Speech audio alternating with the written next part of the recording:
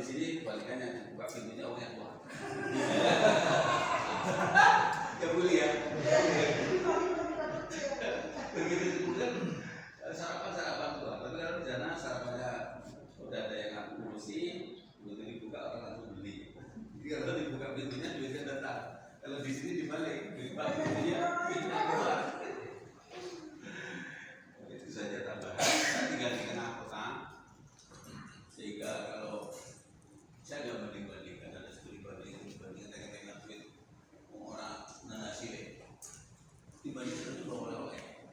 Ya kalau pendidikan ya, kalau pariwisata yang penanganan kota yang ya itu teman kita yang dari dinasnya anggota dewan kita pada seperti itu nggak tahu belum terlalu mengerti saya belum terlalu mengerti bahwa saya yang kurang bergaulan atau saya terbaratnya kolektif. Kalau disebut orang kolektif ya harus pahamnya mereka. Itu negara kita punya menang, kita tahu yang satu juga kita keluar dana-dana yang kita lupa. Bukan dari desa, kalau saya bukan dulu. Desa nepuk, desa nepuk. Penduduk menang ya, dari setemu kira pertaruhan bisa 38 menit sampai 40 menit. Seharusnya kan cuma 12 sampai 14 menit desa. Kalau dari istananya Pak Warso, Andalasari sampai ke Jalan Raya Utama ke Pantura, mungkin sekitar setengah jam. Dengan padahal kalau jalannya fasilitasnya bagus, mungkin cuma 12 menit. Di awal asli di awal yang tidak jelas fungsinya. Apakah saya mampu? Dengan anak apakah mampu memilih? Tidak mampu. Bupati itu penanya luas. Bupati itu penanya luas banget. Ini juga gambar orang ngobrol. Aja ngomong-ngomong di Twitter ada. Untuk senang-senang orang jelas. Dicolong, dibaksa, dirampok, bodolan nama.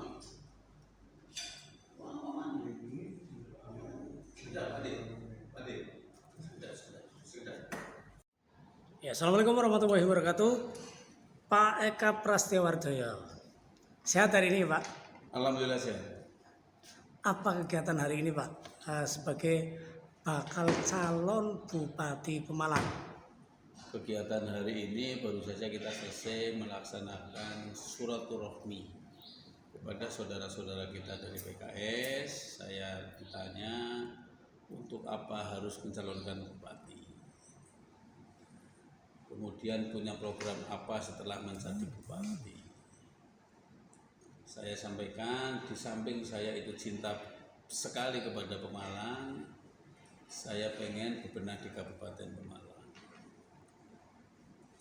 Kenapa harus menjadi bupati? Karena saya pengen punya keinginan untuk menaikkan PAD Kabupaten Pemalang, penghasilan asli daerah Kabupaten Pemalang. Itu Mas.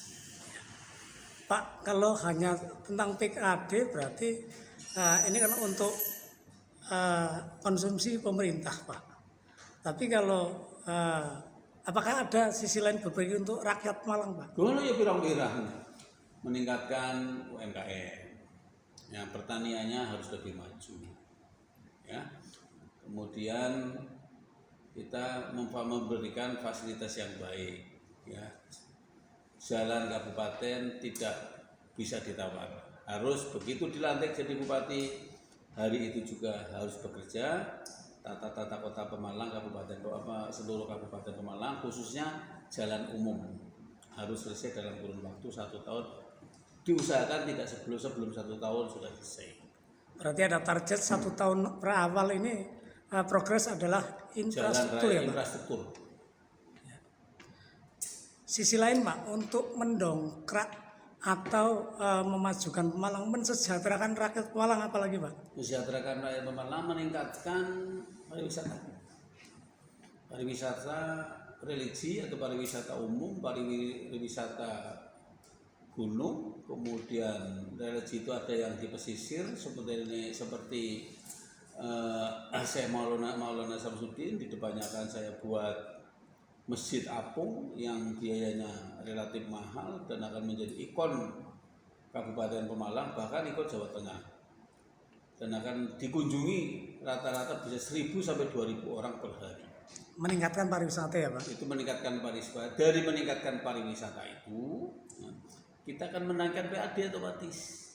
Kemudian bagaimana untuk warga Pemalang? Karena itu kan kalau masuk pakai biaya, tidak pakai biaya, hanya harus ada biaya perawatan. Karena kalau Pemda untuk merawat segitu besar, bangunan segitu besar mungkin bukan tidak cukup, masih banyak hal-hal yang perlu diperbaiki, sehingga perlu adanya biaya perawatan masuk minimal 10.000 per orang. Bagaimana kalau orang daerah pengen, contohnya orang Belik, membuat surat keterangan dari kepala desanya, ya minimal 50 maksimal 50 orang, nanti masuknya gratis. Jadi bisa menikmati, tetap bisa menikmati, tidak melulu itu kan hanya untuk orang lain aja, nanti warga kita yang dibuat dengan harga mahal malah kita nggak bisa masuk. Bisa. Untuk hari Minggu, hari Sabtu dan hari Minggu tidak bisa. Warga Pemalang yang gratis tidak diadakan. Diadakannya selain hari Sabtu, Minggu dan tanggal merah. Itu Pak, tidak. untuk memajukan Pemalang Pak, ini kan secara komprehensif harus melibatkan investasi Pak, Ya. investor. Bagaimana kiat Bapak untuk mendatangkan investor? Kita akan menggirit, itu bahasanya menggirit Pak. Kita akan menarik para investor yang ada di luar untuk masuk ke Kabupaten Pemalang untuk membangun, sama-sama membangun Kabupaten Pemalang. Tentunya tidak segitu mudah. Tentunya yang dibangun pun harus menghasilkan untuk para pengusahanya. Terkait tata ruang Pak, apakah sudah ada dalam benak Bapak untuk menata sisi-sisi Kabupaten Pemalang sehingga tertata baik untuk industri, hunian maupun untuk sawah lestari Pak? Apa yang akan Bapak terapkan? Nah, untuk tata ruang, untuk yang sudah ditata secara baik, kita tinggal meneruskan. Kalau perlu ditambahi, kita perlu tambahkan. Kalau yang ada harus dirubah, ya kita rubah. Karena tujuannya bukan menjadikan tata ruang yang sudah ada itu supaya berjalan, tapi ke depan kita akan menambahkan atau mengurangi tata ruang yang sudah ada untuk menjadikan tata ruang yang lebih sempurna, sehingga tata ruang ini akan mengatur dengan baik mana yang akan dibuat industri, mana yang penghunian, ada mana yang wisata, dan mana lagi yang untuk pertanian, sehingga tidak tumpang tindih di situ atau tidak saling mencaplok. Yang harusnya untuk pertanian dibuat untuk yang perusahaan pabrik misalnya, kemudian yang untuk pabrik malah di situ ada hunian, jadi semrawut. Itu tentunya ada tata ruang yang betul-betul sudah permanen sehingga tidak saling merugikan. Nah ini Pak, masih terkait dengan petani Pak. Keluhan petani kemarin-kemarin terkait dengan pupuk Pak. Sekarang kalau misalnya ada kekurangan pupuk, apa langkah Bapak kalau nanti misalnya menjadi Bupati Pemalang?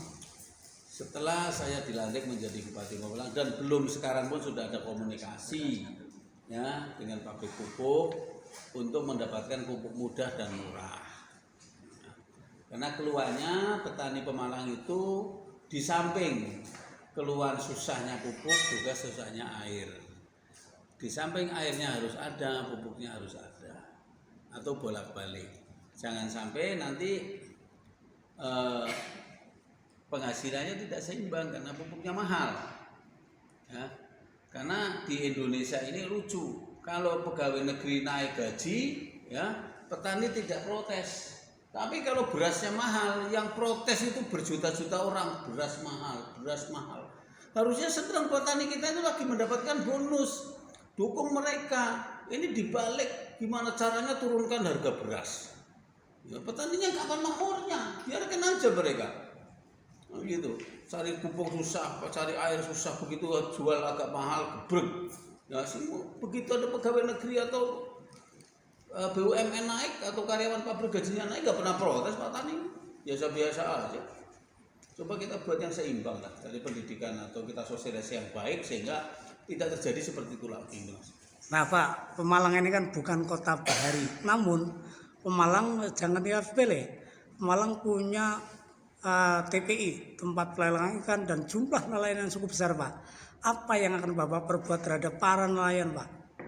Para nelayan kita ya akan saya buatkan yang pertama pom bensin atau pom solar ya, SPBU solar khususnya untuk didekatkan kepada pesisir. Dekat sekali dengan TPI ya, tempat pelelangan ikan. Kemudian tempat pelelangan ikan ini jangan kalau lagi datang murah banget, kalau lagi itu sulit, tapi harus punya standarisasi harga ya, supaya misalnya tenggiri biasanya sekilo ke 60 ya 60, rata-rata 60, mau banyak mau enggak 60 aja, kalau turun ya jangan sampai 40 lah, turun menjadi 55 atau 50, jangan kasihan kalau lagi susah nyarinya setengah mati lah, harganya mahal tapi nggak dapat barang, tapi dapatnya banyak, jualnya murah, terus kapan makmurnya nelayan kita? Ini kan harus ada keseimbangan ya, kayak gitu Pak. Kemudian yang saudara-saudara kita yang minjem-minjemkan uang apa gitu, yang berangkat diisi barang-barangnya, kebutuhannya dengan harga 2 kali lipat juga nggak fair kan mereka kan bayarnya juga ikannya jualnya sama mereka. Tolonglah yang kayak gitu-gitu nanti kita tertibkan sama-sama supaya kita semua nanti mendapatkan penghasilan yang seimbang antara pengusaha dan para nelayannya, itu Mas. Iya, Pak. Tadi kan baru saja Bapak silaturahim dengan pengurus PKS, Pak. Apakah ada hasil yang signifikan, Pak? Hasilnya sangat signifikan.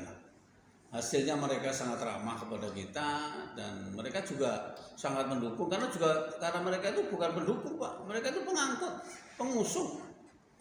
Jangan pendukung, mereka itu pengusung kita, jangan salah.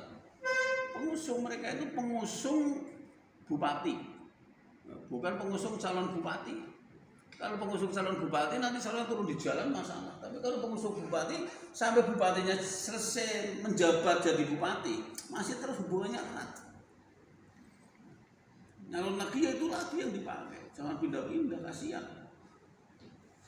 Itu. Tapi tentunya juga harus ada sinergitas yang baik. Saya sebagai bupati ke depan dengan PKS-nya harus jauh lebih maju. Yang sekarang 5 kursi, minimal ke depan 8, syukur-syukur bisa lebih. Gitu. Yang Golkar sekarang 7, besok bisa 10 kan, yang Gerindra sekarang 7, besoknya bisa 12 kan. Amin. Nah, gitu, jangan sampai pengusung ini dibutuhkan apabila kita pengen jadi bupati. Setelah jadi bupati ditinggalkan, itu tidak boleh kayak gitu. Itu bukan irama saya itu. Pertanyaan yang paling mendasar ini, Pak. Sejauh mana optimis Bapak bisa sampai ke KPU dan diusung oleh Kim, Pak? Ya pasti optimis ya, kita sudah ada hubungan emosional antara saya dan para pengusung, baik di bawah yang di atas, sehingga menjadi optimis itu jadi terbangun. Setelah saya ada hubungan emosional secara politik dan di atas juga ada hubungan emosional politik, sehingga optimis itu terbangun dengan sendirinya. Bukan kita ngarang, kita mau bangun supaya maju, supaya kita tidak begitu.